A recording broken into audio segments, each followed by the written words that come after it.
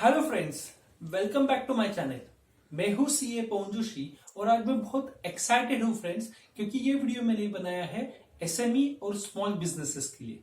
अक्सर मुझे small businessman पूछते हैं कि हमने अकाउंटेंट हायर करना चाहिए, अगर करना चाहिए तो उनके क्या रिस्पॉन्सिबिलिटी चाहिए और उनको क्या सैलरी ऑफर करनी चाहिए। तो ये सब क्वेश्चंस मैंने इस वीडियो में बहुत अच्छे से एक्सप्लेन किया है। तो ये वीडियो पूरा देखिए और सब्सक्राइब कीजिए और शेयर कीजिए अपने एसएमई और अपने जो बिजनेस फ्रेंड्स हैं उनको ये वीडियो शेयर कीजिए।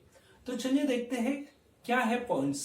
द फर्स्ट थिंग, अक्सर स्मॉल बिजनेसमैन और एसएमई ये सोचते हैं कि बजट बहुत टाइट है तो we can not afford an accountant, और समटाइम्स द थिंकिंग इज कि मेरे को डेबिट क्रेडिट पता है तो मैं अकाउंटेंट क्यों हायर करूं, और अगर अकाउंटेंट हायर ही करना है तो कोई जो टैली जिसने किया है या जो जूनियर है उसको मैं हायर कर लेता हूं तो मेरी कॉस्ट सेविंग हो जाएंगी। तो फ्रेंड्स, अक्सर जब अकाउंटेंट की बात आती है तब हम कॉस्ट कटिंग का सोचते हैं। तो the first and very important thing, when you should higher an accountant. तो अगर आप स्मॉल बिजनेसमैन होंगे या आप एसएमई होंगे तो आपने अकाउंटेंट कब हायर करना चाहिए। तो इसमें एक सिंपल सा लॉजिक है। आपके बिजनेस में तीन चीजें सबसे ज्यादा इंपॉर्टेंट है। आपका स्टॉक, आपकी जो आउटस्टैंडिंग है, आपको जो मार्केट से पैसा आना है, और आपको जो मार्केट में पैसा देना है। तो आपकी stock, your debtors and your creditors, ये तीन फिगर आपको eight any point of time पता चाहिए। अगर आपको ये चीजें पता है तो आप वेल मैनेज है, आपको अकाउंटेंट की जरूरत नहीं है, क्योंकि आप आई थिंक एक्सेल के थ्रू या आप फिजिकल बुक्स के थ्रू प्रॉपरली मैनेज हो। बट अगर आप ये सोचते हो कि मैं कैलकुलेशन मेरी बस की बात नहीं है, या मैं इतना डिसिप्लिन नहीं हूं, या मेरे को सिर्फ मोटा मोटी पता है कितना देना है कितना आना है, तो ये गलत है फ्रेंड्स। आपको eight any point of time particular customer से कितना पेमेंट आना बाकी है और वो कितने दिन से ड्यू है, ये चीजें पता चाहिए।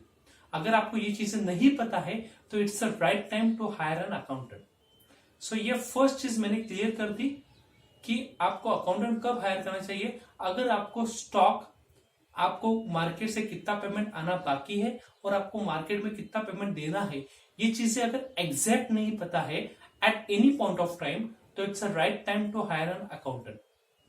Now second very important thing, क्या रिस्पॉन्सिबिलिटी आप अकाउंटेंट को दे सकते हो। तो फ्रेंड्स, ये बहुत ही बड़ा इंपॉर्टेंट है कि अगर आप अकाउंटेंट हायर कर रहे हो तो आप ये जो day to day routine work है उसमें से फ्री हो जाइए और आप अपना जो बिजनेस का कोर एक्टिविटी है उस पर फोकस कीजिए। तो जैसे proper documentation of your bills, invoices, delivery चरण, ये बहुत सिंपल चीज है, बट आप क्लियर कट इंस्ट्रक्शन दे सकते हो अपने अकाउंटेंट को कि ये डॉक्यूमेंटेशन बहुत अच्छे से होना चाहिए। आपको कोई भी document eight any point of time easily available होना चाहिए। अगर आप अकाउंटेंट हायर कर रहे हो तो उसको क्लियर इंस्ट्रक्शन दे दीजिए कि ये चीज फुलफिल होनी चाहिए। The second very important thing, he or she should have a knowledge of accounting of basic document like sale, purchase, expenses, उसको ये सब आना चाहिए। तो ये कुछ बेसिक चीजें हैं जिसमें मिस्टेक्स की चांसेस नहीं होनी चाहिए। The third and very important thing, अगर आप अकाउंटेंट हायर कर रहे हो तो आप उसको फॉलोअप का भी काम दे सकते हो कि प्रॉपर फॉलोअप हो, आइदर ऑन वीकली बेसिस और मंथली बेसिस। तो आपको कस्टमर से फॉलोअप करने के लिए आपका टाइम स्पेंड करने की जरूरत नहीं है, तो ये काम भी आप अकाउंटेंट को हैंड ओवर कर सकते हो। Next thing, coordination with सीएसीएस।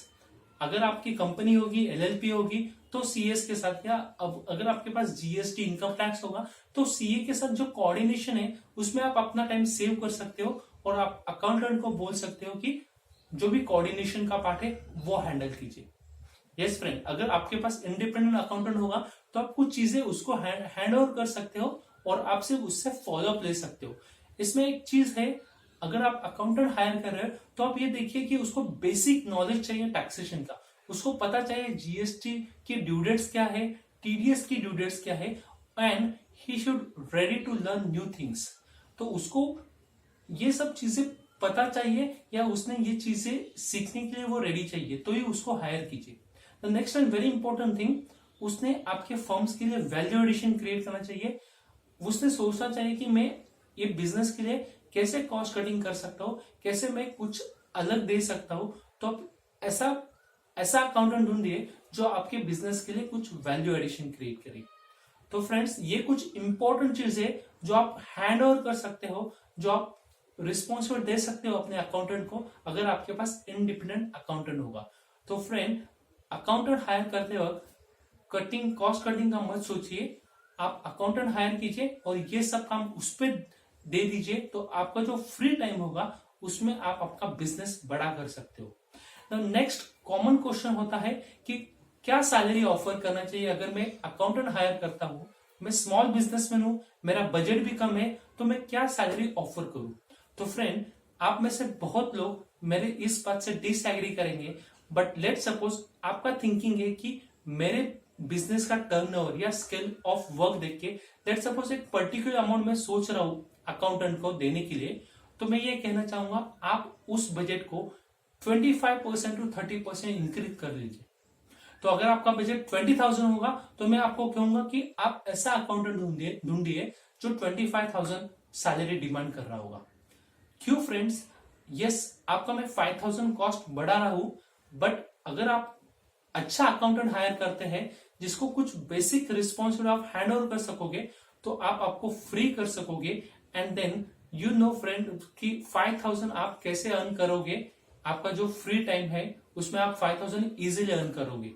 तो फ्रेंड्स, ये कुछ बेसिक चीजें हैं जो मैंने इस वीडियो में कवर की है। देखिए कि अकाउंटेंट हायर करते वक्त आप कॉस्ट कटिंग का मत सोचिए, आप ये सोचिए कि इस बंदे को हायर करने के बाद या किस अकाउंटेंट को हायर करने के बाद मैं मेरे जो रूटीन वर्क है उसमें से कैसे मैं बाहर निकल पाऊं और अपने जो बिजनेस के कोर एक्टिविटी है उस पर कैसे फोकस कर पाऊं। इसमें आप आपका जो सीए या कंसल्टेंट है उसका हेल्प ले सकते हैं, उसके थ्रू आप कोई अच्छा अकाउंटेंट हायर कर सकते हैं जो आपको बिजनेस में हेल्प करे और आप दोनों भी ग्रोथ हो सके। Thanks for watching this video. Thank you so much.